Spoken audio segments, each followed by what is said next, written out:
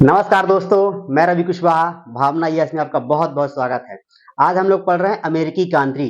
अमेरिकी क्रांति के अंदर क्या क्या है देखिए। ये जो अमेरिकन रेवोल्यूशन है, इसकी जो पृष्ठभूमि बनती है वो कहाँ से बनती है? वो बनती है पुनर्जागरण से। यूरोप में जब मध्यकाल में पुनर्जागरण होता है, उसके बाद वहां के लोगों को समझ में जब आता है कि यहाँ पे जो पोपी व्यवस्था है, जो यहाँ चर्च की व्यवस्था है, उनके साथ कैसे गलत कर रही है, जो यहाँ की सामंती व्यवस्था है और वहाँ का जो निरंकुश राजतंत्र है, वो किस तरह से उनकी दमनकारी नीतियों के कारण वहाँ के लोगों पे जबरदस्ती का टैक्स लगाया जा रहा था, वहाँ के लोग परेशान हो रहे थे। तो उसके आगे जब इन सबसे बचने के लिए वहाँ पे जो बुद्धिजीवी वर्ग था, जो वहाँ का चिंतक वर्ग था, उसने क्या किया? वहाँ पे धर्म सुधार आंदोलन किया। जब धर्म सुधार आंदोलन हुआ, उसके बाद क्या होता है?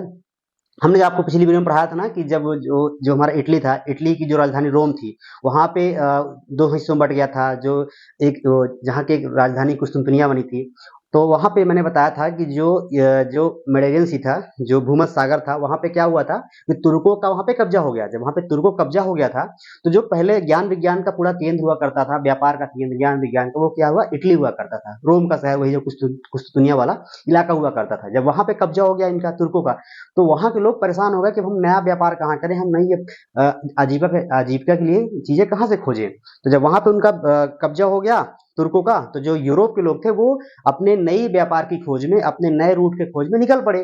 तो कहते हैं कि एक वो था, एक बंदा था जिसका नाम था क्रिस्टोफर कोलंबस। जो क्रिस्टोफर कोलंबस था, ये कहाँ का था? ये था यूरोप का, सॉरी स्पेन का था। स्पेन का था, यूरोप में ही आता है। तो स्पेन का था। ये क्या किया था? निकला तो था भारत की खोज करने। ऐसा कहा जाता है कि ये बंदा जब वहां से निकला था स्पेन से, ये कहाँ निकला था? कि इंडिया को खोजने, भारत को खोजने निकला था। पर जो इसका दिशा सूचक यंत्र था, जो इसके पास यंत्र था, वो थोड़ा सा साथ खराब हो गया था। तो जिसके कारण ये भटकते भटकते कहाँ पहुंच गया था? अमेरिका पहुंच गया था। तब यहाँ से खोज हुई अमेरिका की। जो क्रिस्टोफर कोलंबस था, वो 1914 में खोज करता है अमेरिका की। ठीक है। जब ये अमेरिका खोज करता है, तब जब इसने वहां के देखा कि यार ये तो बहुत बड़ा भूभाग क्षेत्र है, ये तो मतलब हमारे व्यापार के लिए, हमारे आजीविका के लिए बहुत अच्छी जगह हो सकती है। तो इसने फिर क्या किया? वहां पे जा, जब वहां के लोग, जो वहां के लोकल लोग थे, जो अमेरिका के लोकल लोग थे, जो वहां की जो जनजातियां थी, इसको उन्होंने क्या इनको जो ये कोलंबस था, इसने क्या बोला? उनको रेड इंडियंस का नाम दिया था। ये रेड इंडियंस है। ठीक है। फिर इसके बाद क्या होता है कि जो 1492 में जो स्पेन है वहां पहुंचता है, और इसने क्या किया? 1588 तक इसने क्या किया? व्यापारिक बस्तियां बसाना शुरू कर दिया। कहाँ? अमेरिका में। कोलंबस भैया जाते हैं और 1588 तक इन्होंने अमेरिका में अपनी बस्तियां को बसाना चालू कर दिया, व्यापारिक बस्तियां, जिससे वो व्यापार कर रहे थे। कहाँ? यूरोप से कर रहे थे। कहाँ? अमेरिका। यूरोप से अमेरिका के बीच में व्यापार कर रहे थे। इन्होंने अपनी बस्तियां बसा दी। कहाँ बसा दी? जब आप अमेरिका का नक्शा देखोगे, तो जो आपको पूर्वी, जो अमेरिका का जो पूर्वी हिस्सा, जो तटवर्ती हिस्सा दिखेगा, उन्हीं तटवर्ती हिस्सों में, पूर्वी तटवर्ती हिस्सों में इन्होंने अपनी क्या किया था? एक कॉलोनियां बसाई हुई थी। और ये बसाई क्यों थी भैया? लाभ प्राप्त करने के लिए। इनको क्या था? इनको पता था कि अभी यहाँ तक अभी किसी की पहुंच हुई नहीं है। यहाँ कोयले की खदानें, यहाँ सोने की खदानें, यहाँ मछलियों का बहुत बड़ा व्यापार हो सकता है, यहाँ कृषि के लिए बहुत बड़ी भूमि है, यहाँ हर तरह के मिनरल्स है, हर तरह के यहाँ पे सब कुछ, यहाँ पे पूरा संसाधन उपलब्ध है। तो इन्होंने यहाँ पे लाभ कमाने के लिए क्या किया? अपना पूरा कब्जा किया। और यहाँ पे क्या हुआ कि जब स्पेन था, तो स्पेन को देखकर इंग्लैंड ही पहुंच गया। ऐसा होता है ना कि अगर आपका पड़ोसी कुछ अच्छा कर रहा है, कहीं जा रहा है, तो आप सोचते हो भाई कहाँ जा रहा है। तो स्पेन को देखकर स्पेन वाले यहाँ आ चुके थे अमेरिका। तो इनको देखकर अमेरिका वाले भी कहाँ, इंग्लैंड वाले भी, जो ब्रिटिश के लोग थे, वही पहुंच गए। कहाँ? वही पहुंचे, अमेरिका पहुंचे। जब वो अमेरिका पहुंचे, तो उस टाइम पे क्या था कि जो ब्रिटिश था, जो ब्रिटेन एम्पायर था, इंग्लैंड वाले थे, इनकी जो नौसेना बढ़िया थी, इनकी सारी सेनाएं बढ़िया थी, इनके पास जहाज भी अच्छे आधुनिक क्वालिटी के थे। तो इनका पूरा जो सिस्टम था बेहतरीन था। तो इन्होंने क्या किया? इन्होंने इसे युद्ध कर दिया। इंग्लैंड का और स्पेन का युद्ध हो गया इसी बीच में। क्योंकि इंग्लैंड को लगता था कि मैं पूरा खुद ही खा जाऊं, ये नहीं चाहता था कि स्पेन भी अमेरिका में बना रहे। तो इसने स्पेन से इंग्लैंड ने युद्ध कर दिया। जब युद्ध कर दिया, तो इस स्पेन उस टाइम पे इतना शक्तिशाली नहीं हो पाया था कि वो इंग्लैंड को हरा दे। तो उस टाइम पे क्या होता है कि जो स्पेन होता है बेचारा बुरी तरह से हार जाता है। जब स्पेन हार जाता है, तो इंग्लैंड की अकेली वर्चस्व वहां पे हो जाती है। वहां पे आप सिर्फ कौन बचता है? इंग्लैंड, जो कि पहले आया था स्पेन। पर स्पेन को देख के इंग्लैंड भी आता है, अमेरिका। फिर यहाँ पे अमेरिका और सॉरी इंग्लैंड की और स्पेन की युद्ध होता है, जिसपे स्पेन क्या होता है? हार जाता है। जब स्पेन हार जाता है, तो जो जो ब्रिटेन होता है, जो इंग्लैंड होता है, वो पूरी तरह से अकेले वहां पे राज करता है। कहाँ पे? अमेरिका में। फिर देखिए क्या होता है कि जो ब्रिटिश नियंत्रण बढ़ जाता है, ये कब की बात है? ये बात है 1775 की बात है।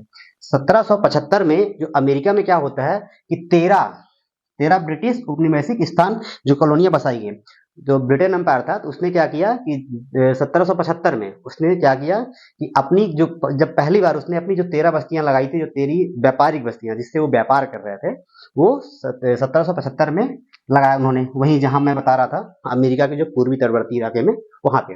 ठीक है, इसके बाद क्या होता है, इस तरह से जो ब्रिटिश था, जो ब्रिटिश एम्पायर था, जो इंग्लैंड था, वो पूरी तरह से क्या होता है कि अमेरिका में अपना पूरा हाथ पांव जमा लेता है। ठीक है, पर वो क्या कारण थे कि जिस कारण से जो यूरोपीय कंपनियां हैं वो अमेरिका में आई, ऐसी क्या कारण बने, ऐसी क्या परिस्थितियां बनी कि जो वहां का इंग्लैंड था, जो पूरा यूरोप समाज था, वो मतलब एकदम भूखा पड़ा था, वो पूरा आ गया यहाँ पे, अमेरिका आ गया। तो देखिए क्या था, मेन जो चीजें थी वो ये थी कि धर्म सुधार, धर्म संघर्ष। मैंने जैसे कि बताया कुछ देर पहले कि जिस टाइम पे पुनर्जागरण चल रहा था यूरोप में, उस टाइम पे क्या वहाँ पे धर्म संघर्ष बहुत ज्यादा था। वहाँ पे जो ईसाई धर्म था, जो वहाँ पे जो उनकी ब्रांच थी, एक जो कैथोलिक, जो इनका कैथोलिक ईसाई था, जब कैथोलिक ईसाई से लोग नाराज होकर एक नई धारा बनाए जिसे हम प्रोटेस्टेंट धर्म कहते हैं, तो जो ये लोग इतने लोग वहां से धर्म से इतना ज्यादा परेशान हो चुके थे, जो धर्म का संघर्ष चल रहा था, चर्च व्यवस्था पे इतनी दिक्कत आ गई थी, वहाँ का जो पोप था उन लोगों पे इतना कंट्रोल करने लगा, इतना ज्यादा टैक्स लगाने लगा, वहाँ की जो सामंती व्यवस्था थी, ये सब चीजों से लोग इतना परेशान हो गए कि उनको एक नई जगह चाहिए थी अपने धर्म को एक अच्छी जगह से व्यवस्थित करने के लिए। और ये अमेरिका जब मिला उनको तो एकदम बहुत अच्छी जगह लगी कि हाँ यार, यहाँ तक अभी कोई पहुंचा नहीं है, ये एक अच्छी जगह हो सकती है जहां हम अपना सब कुछ जमा सकते हैं, पूरा कॉलोनी जमा सकते हैं, व्यापार कर सकते हैं, धर्म को अच्छे से प्रसार कर सकते हैं। ठीक है, फिर व्यापारिक लाभ, जैसा कि मैंने बताया कि वहां तक जो कुस्तुनिया वाला इलाका था, जो जर्मनी वाला इलाका, जो उसके नीचे जो इटली है, इटली में क्या हुआ था, जो ज्ञान विज्ञान का पूरा केंद्र हुआ करता था, जब वहां पे तुर्कों ने आक्रमण कर दिया, अपने पूरे कब्जे में ले लिया, वैसे कब्जे में ले लिया, तो उसके बाद वहां के लोगों ने वहां से प्रस्थान करना चालू कर दिया। अब उन्हें नई जगह चाहिए थी, जब नई जगह चाहिए थी तो व्यापार करने के लिए पूरा व्यापारी वर्ग परेशान हो गया, क्योंकि पूरा केंद्र हुआ करता था ज्ञान विज्ञान का, व्यापार का, औद्योगिकरण का, सब कुछ का पूरा से एक शहरी व्यवस्था चल रही थी। फिर क्या होता है कि जब उनको एक नई जगह चाहिए थी, तो उसी बीच जब आगे चल के अमेरिका की खोज हुई, तो वहां के लोग वहां से पूरी तरह प्रस्थान करना चालू करिए, उनको एक नई जगह मिली, नया रूट मिला, एक नया पूरा भूभाग मिला जहां पे वो अच्छे से व्यापार कर सकते थे। और दूसरी बात मैंने क्या बताया कि यूएसए का, जो अमेरिका था, उसका एक बहुत विशाल भूभाग, भाई इतनी बड़ी जमीन देख के, इतना बड़ा भूभाग देख के, इतना बड़ा देश देख के किसको नहीं लगेगा कि अगर मैं इस जगह पे कब्जा करूंगा, मैं यहाँ पे रहूंगा, तो मैं यहाँ पे अच्छे से संसाधनों को भोग कर सकता हूँ। वहां सोने खदानें थी, अमेरिका में सोने खदान थी और कोयले की खदान थी, वहां पे खेती बहुत बढ़िया हो रही थी, वहां पे जो वन थे, मतलब जंगल में बहुत सारा संसाधन था, तो इतना ज्यादा वहां पे संसाधन था, और वहां के लोग जो थे, जो वहां के मूल निवासी थे, वो इतना ज्यादा कैपेबल नहीं थे, वो इतना भी आधुनिक नहीं थे, इतना ज्ञान विज्ञान से परिचित नहीं थे कि वो उनका दोहन कर सके, वो उनसे कुछ अच्छा चीज बना सके। इनके पास सब कुछ था, तो ये उस चीज का दोहन कर रहे वहां पहुंच गए। तो ये कुछ कारण ऐसे थे जिस कारण से जो यूरोपीय कंपनी थी, चाहे ब्रिटेन हो, चाहे फिर वो फ्रांस हो, या फिर चाहे स्पेन हो, ये सब कहाँ पहुंचे थे? ये सब अमेरिका पहुंचे थे, एक व्यक्ति कारण, जिस व्यक्ति का नाम क्या था? Christopher Columbus. अगर ये कोलंबस ना गया होता, ये सब ना पहुंचे होते। ठीक है, अब मैं देखता हूं, अब हम बताते हैं वो कारण जिस कारण से, कुछ ऐसे कारण बने होंगे ना जिस कारण से अमेरिकी क्रांति हो गई, अमेरिका आजाद हुआ, तो वो क्या कारण बने, वो तात्कालिक कारण क्या थे? कुछ कारण तात्कालिक थे, कुछ कारण जो थे पहले से बन रहे, धीरे धीरे बन रहे थे। तो वो कौन से कारण थे जिस कारण से अमेरिका में क्रांति की एक लौ जली और लोग वहां पे उतनी चेतना आई और उन्होंने क्या किया, क्रांति कर दी, और ब्रिटेन से क्या हुआ, आजाद हो गए।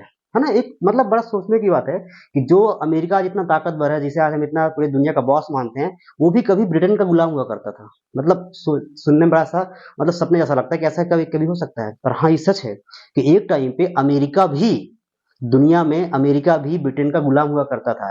फिर तो वो कहीं जाके 1776 बंदा आजाद होता है अमेरिका, तब जाके उसके बाद वो बंदा इतना इतना ज्यादा उसने संघर्ष किया, इतना उसने पूरा चीजों को मैनेज किया, और आज वो क्या है, दुनिया की सबसे बड़ी सुपर पावर है। आइए समझते हैं वो कौन से कारण थे जिस कारण से अमेरिका में क्या हुआ, क्रांति हुई। ठीक है, पहला कारण बनता है स्वच्छंद एवं स्वच्छ वातावरण। स्वच्छंद एवं स्वच्छ वातावरण। देखिए अमेरिका, जो यूरोप था ना, वो बहुत ज्यादा दूषित हो चुका था। यूरोप में इतना ज्यादा धर्म संकट, इतना ज्यादा धर्म का युद्ध हो चुका था, इतना ज्यादा वहां के लोग, इतना वहां इतना युद्ध, इतना धार्मिक आडंबर, इतनी ज्यादा चीजें गलत तरीके से हो चुकी थी कि वहाँ का जो वातावरण था वो इतना दूषित हो चुका था कि लोगों को नई जगह चाहिए ही चाहिए थी।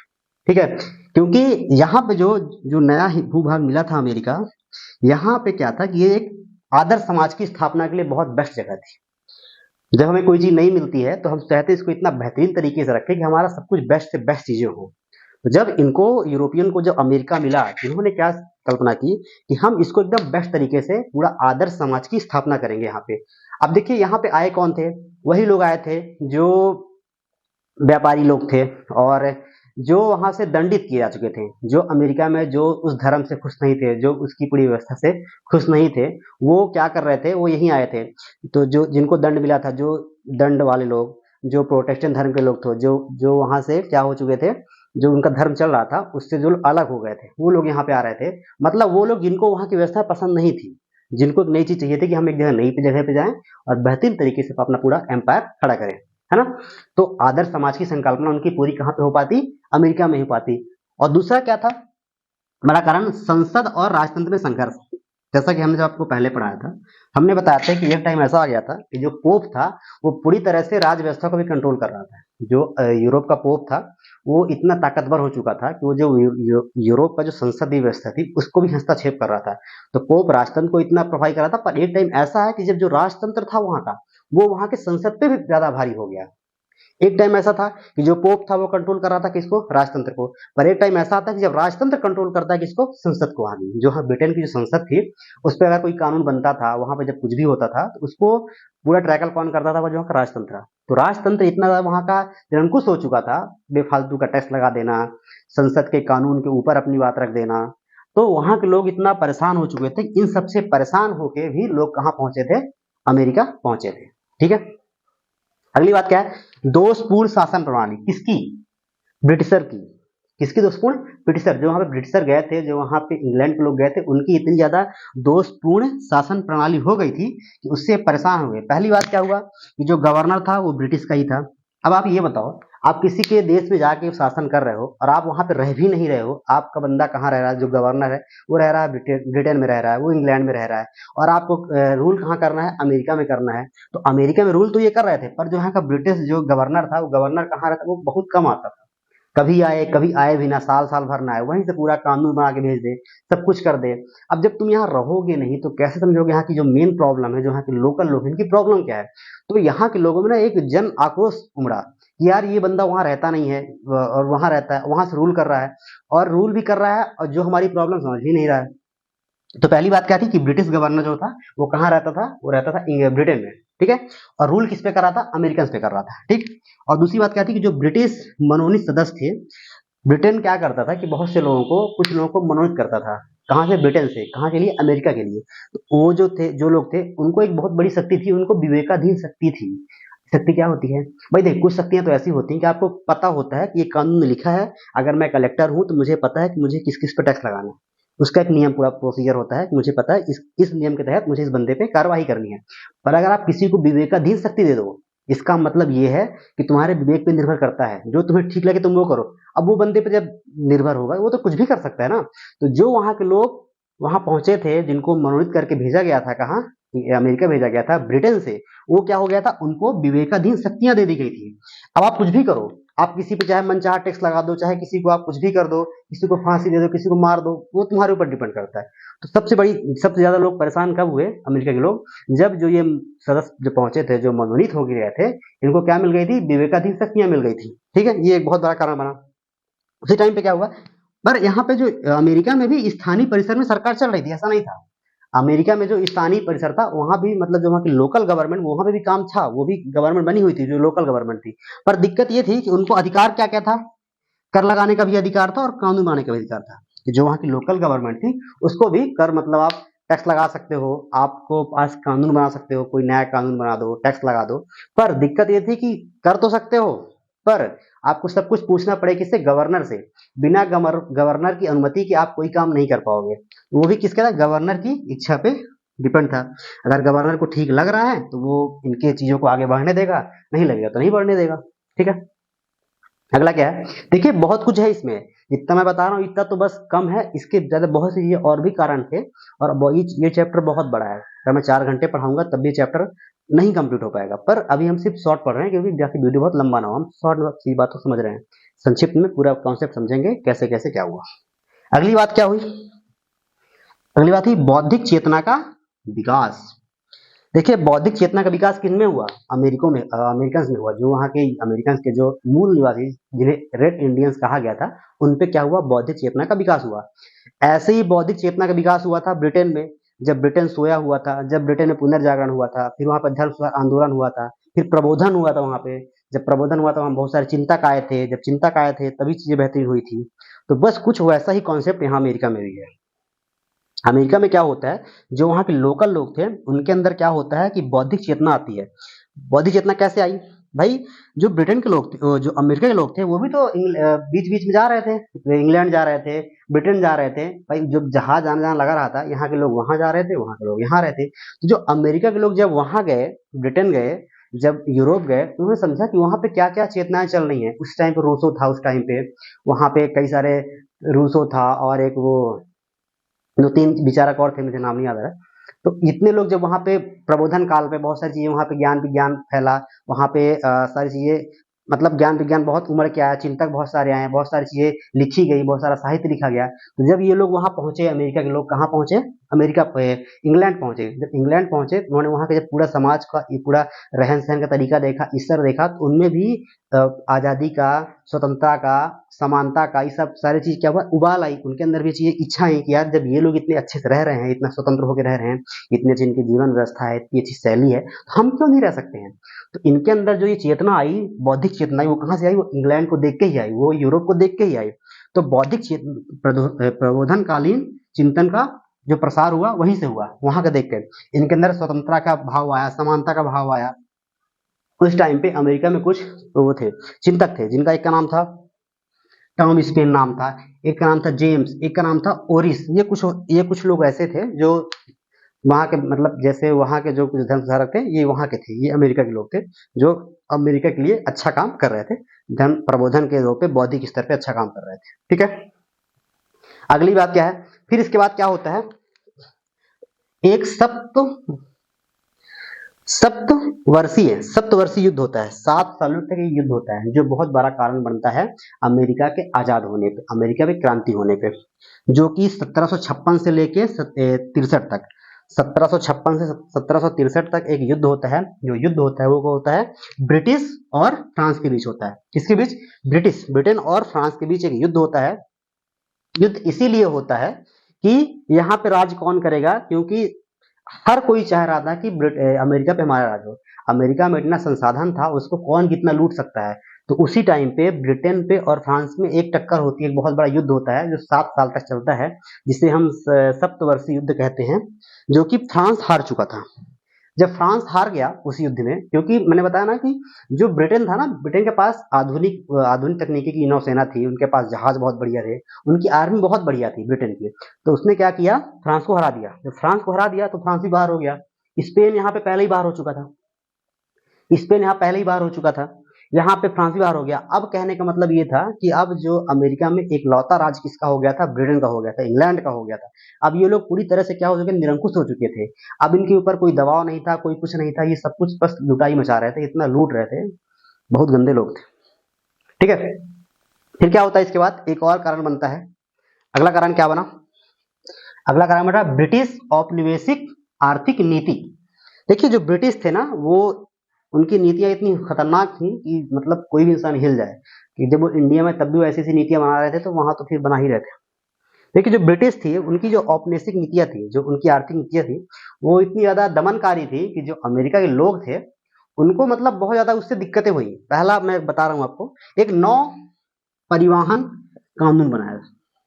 नौ परिवहन कानून एक ऐसा कानून था जिसमें क्या हुआ था कि ब्रिटेन के द्वारा अमेरिका के लोगों को यह कहा गया कि आपको जो भी व्यापार करना है उसके लिए सिर्फ और सिर्फ आप इंग्लैंड के ही जहाजों का यूज कर सकते हो, और किसी जहाज का यूज नहीं कर सकते हो।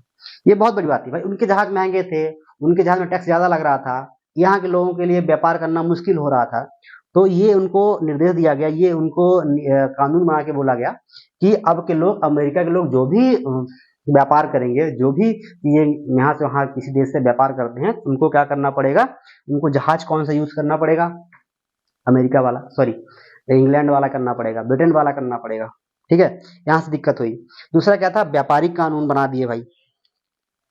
और अगर ये भी था इसमें कि अगर कोई मान लो कोई दूसरा देश इनसे व्यापार करना चाहता है, जैसे मान लो ये तो ठीक है ब्रिटेन अमेरिका वाले करेंगे तो वो उनसे ही उनके जहाज यूज करेंगे। और एक बात और कहेगी इसमें कि अगर मान लो कोई दूसरा देश भी अमेरिका से व्यापार करना चाहता है, वो पहले कहाँ पहुंचेगा, वो पहले जाएगा ब्रिटेन, वो पहले इंग्लैंड जाएगा, इंग्लैंड से फिर इधर आएगा, तो टैक्स इससे बढ़ जाएगा, टैक्स बढ़ जाएगा। जब टैक्स बढ़ेगा तो चीजें महंगी होंगी, जब महंगी होंगी तो फिर क्या होगा, इनका ही पैसा ज्यादा जाएगा। इससे फायदा किसका होगा, इंग्लैंड का होगा, इससे फायदा किसका, ब्रिटेन का होगा। ठीक है ना। एक चीज और क्या, व्यापारिक कानून। व्यापारिक कानून भी इनका बहुत बड़ा गड़बड़ था। व्यापारिक कानून में ये कहा गया कि जो व्यापार करने की छूट है, जो व्यापार करेगा, जो ब्रिटेन के जो लोग, जो अमेरिका के लोग हैं, वो व्यापार सिर्फ किससे कर सकते हैं, वो सिर्फ और सिर्फ ब्रिटिश से कर सकते हैं, वो किसी और से व्यापार नहीं कर सकते हैं। उनको सिर्फ व्यापार करने का अधिकार किसने है, सिर्फ और सिर्फ ब्रिटेन से है। और एक चीज और इसमें कही गई कि अब ये ना कुछ चीजें, मतलब ये वही चीज बेच सकते हैं जो चीजें अमेरिका यूरोप नहीं बना रहा था। अमेरिका वाले उसी चीज का व्यापार कर सकते हैं जो चीज ब्रिटेन में नहीं बन रही थी, जो ब्रिटेन में, इंग्लैंड में नहीं बन पा रही थी। ठीक है, अगर दोनों, अगर वो आप अमेरिका वाले वही चीज बनाएंगे जो वहां बन रही है, तो उनका माल कम बिकेगा, इनका भी बिक जाएगा, तो उनका घाटा हो जाएगा। तो इनको यही लग रहा था कि आप व्यापार तो करो, तो उसका नहीं करो जिसका हम कर रहे हैं, मतलब ऐसा कुछ था इनके पास। ठीक है, तो और फिर क्या आया, फिर औद्योगिक कानून आया। औद्योगिक कानून में क्या गया, इसमें भी यही सब बातें कही गई कि आप औद्योगिक कानून के तहत आप कोई भी उद्योग करोगे तो इसमें यही सब कुछ था कि आप हमसे करो, किसी तीसरे से नहीं कर सकते हो। अगर तीसरे से करोगे तो आपको टैक्स ज्यादा देना पड़ेगा, टैक्स आप पे एक्स्ट्रा लगाया जाएगा, आपको चीजें क्या होगी, सारी चीजों रेगुलेट करने का पूरा जो अधिकार था वो उन्हीं के हाथ में था, और यही सब कुछ उनको रेगुलेट कर रहे थे। ठीक है, फिर देखिए एक चीज में और आती है, अगली क्या है, 6वां नंबर, शासकों की नीतियां। जब अमेरिका पे, जब ब्रिटेन का कब्जा हुआ था, तो वहां पे जो नीतियां वो बना रहे थे ब्रिटेन के लोग, इंग्लैंड के लोग, वो इतनी खतरनाक नीतियां बना रहे थे, एक आम इंसान को बड़ी तकलीफ हो रही थी इससे, बहुत तकलीफ हो रही थी। इसमें जो सबसे बड़ा जो फैक्ट आया वो यहाँ से आया था, एक स्टैम्प टैक्स लगाया गया था। क्या लगाया गया था, स्टैम्प टैक्स। एक स्टैम्प एक्ट बनाया गया था, उसके तहत ये बोला गया था, स्टैम्प एक्ट है, स्टैम्प एक्ट है, स्टैम्प एक्ट में ये बोला गया था कि अब, मतलब यहाँ पे जब सप्तवर्षीय युद्ध हुआ तो इसमें इंग्लैंड, ब्रिटेन का और फ्रांस का युद्ध हुआ था, जिसमें फ्रांस हार भले गया था, पर ब्रिटेन बहुत ज्यादा इसमें, मतलब बहुत कुछ गवा चुका था अपना, बहुत ज्यादा इसकी हानि हो चुकी थी, बहुत पैसे खर्च हो चुके थे, कहीं ना कहीं इसमें थोड़ा गरीबी की स्थिति आने लगी थी, बहुत सारे पैसे खर्च हो गए। अब जब इसने पूरा अपना कैलकुलेशन किया ब्रिटेन ने, तो ये देखा हम जितना वहां से कमा नहीं रहे हैं उतना तुम्हारा खर्च हो जा रहा है, तो इनको अपने राजस्व को, अपने राजकोष को, अपने वहां का जो सरकारी खजाना को भरना था। तो भरने के लिए क्या करोगे भाई, और टैक्स लगाओगे भाई, टैक्स तो लगा ही था, और टैक्स को हैवी करो, जिन वस्तुओं में नहीं लगा उनमें भी लगाओ। तो एक बहुत बड़ा बात यहाँ पे ये हुआ था कि जो स्टैम्प था, स्टैम्प का मतलब हर पेपर पे टैक्स लगने लगा, पेपर, कागज, यहाँ तक कि जो ताश खेलने वाली थी उसमें भी टैक्स लगने लगा, छोटे से छोटे पेपर पे, हर पेपर टैक्स लगने लगा। तो इससे इतना लोग ज्यादा, अमेरिका लोग इतना परेशान हो गए कि यार ये क्या बात हुई, एक तो तुम हम पे राज भी कर रहे हो और हर चीज पे टैक्स भी लगा रहे हो, टैक्स इतना बढ़ा दे रहे हो, हर चीज में तुम टैक्स लगा रहे हो। तो थोड़ा सा और ज्यादा इसमें यहाँ के अमेरिका के लोगों में स्वतंत्रता की भावना थोड़ा और ज्यादा जागृत हुई सब चीजों से। हाँ, स्टैम्प एक्ट के तहत क्या हो रहा था कि हर कागज पे टैक्स लगाया जा रहा था। ठीक है, फिर एक शुगर एक्ट आया। ठीक है, शुगर एक्ट, यार एक्ट है, टैक्स कौन लिख दिया,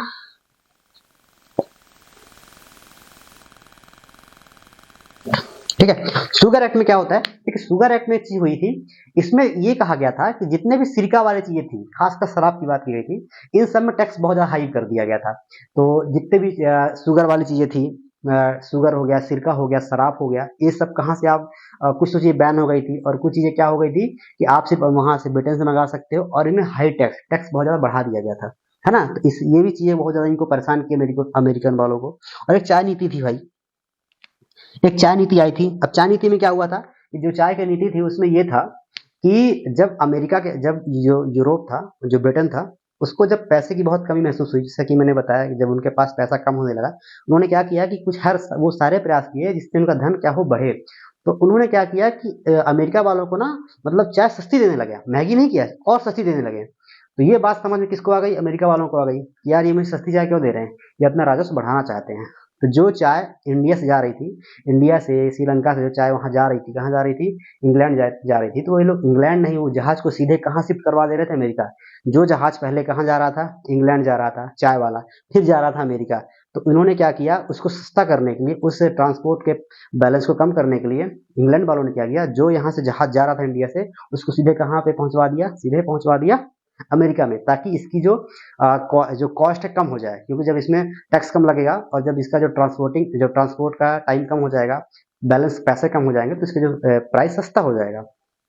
तब भी अमेरिका के लोगों ने इस पे क्रांति कर दी, बहुत सारा हंगामा कर दिया, बोला नहीं हम तो चाय पियेंगे ही नहीं। इन्होंने चाय पीने से ही मना कर दिया। और इन्होंने क्या किया, अमेरिका के लोगों ने ही क्या किया, जो ब्रिटेन के जो जहाज थे उन पे चढ़ के कई उनका जो गट्ठा था उसका चाय पत्ती का, उसको फेंक दिया, समुद्र में फेंक दिया। कुछ लोगों से लूट ही लिया।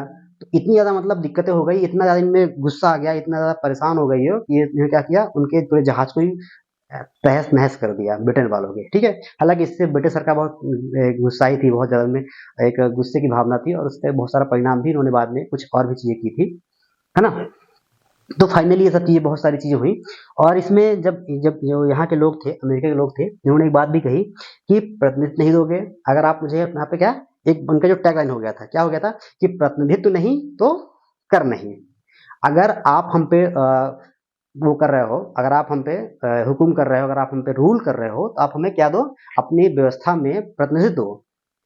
भाई एक भी व्यक्ति अमेरिका से कहाँ नहीं है, ब्रिटिश संसद में नहीं है, और नीतियां बना रहे हो आप मेरे लिए, जिसके लिए नीतियां बनाई जा रही उनके ही लोग वहां पे नहीं है। तो इनका यही कहना था अमेरिका के लोगों का, पहले हमें प्रतिनिधित्व दो, फिर हम टैक्स देंगे। अगर आप हमें प्रतिनिधित्व नहीं दोगे तो हम टैक्स नहीं देंगे। तो इनका सीधा कहना था कि प्रतिनिधि नहीं दोगे तो टैक्स भी नहीं मिलेगा। तो प्रतिनिधित्व नहीं तो टैक्स भी नहीं, ये सारी बातें चल रही थी।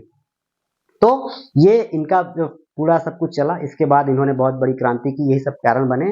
इसके बाद फाइनली क्या होता है, 4 जुलाई 1776, 4 जुलाई 1776 को अमेरिका ने अपने आप को आजाद घोषित कर दिया। ये डेट थी, इसी दिन को अमेरिका अपना क्या मनाता है, आजादी का मतलब इंडिपेंडेंस डे मनाता है। जैसे हम इंडियन मनाते हैं 15 अगस्त को, ऐसे ही जो अमेरिका है ये 4 जुलाई को अपना क्या मनाता है, आजादी का दिवस मनाता है। इस दिन क्या हुआ, उसने अपने आप को आजाद घोषित कर लिया, और वहां से फिर क्या हुई, अमेरिका आजाद हुआ। इतनी सारी क्रांति के बाद, सारी प्रॉब्लम के बाद फाइनली अमेरिका क्या हो जाता है, आजाद हो जाता है। तो बस आज के लिए इतना ही है। मेरी पूरी कोशिश थी, उम्मीद थी कि आपको सारी बात समझ में आ रही होंगी। और हालांकि ये टॉपिक बहुत लंबा है, अगर मैं 4-5 घंटे सारी बातें बताऊंगा तब भी बातें कम पड़ जाएंगी। बस एक छोटा सा एक वीडियो था जो कि हमें समझाना था क्या कैसा था। बस आज के लिए इतना ही। धन्यवाद।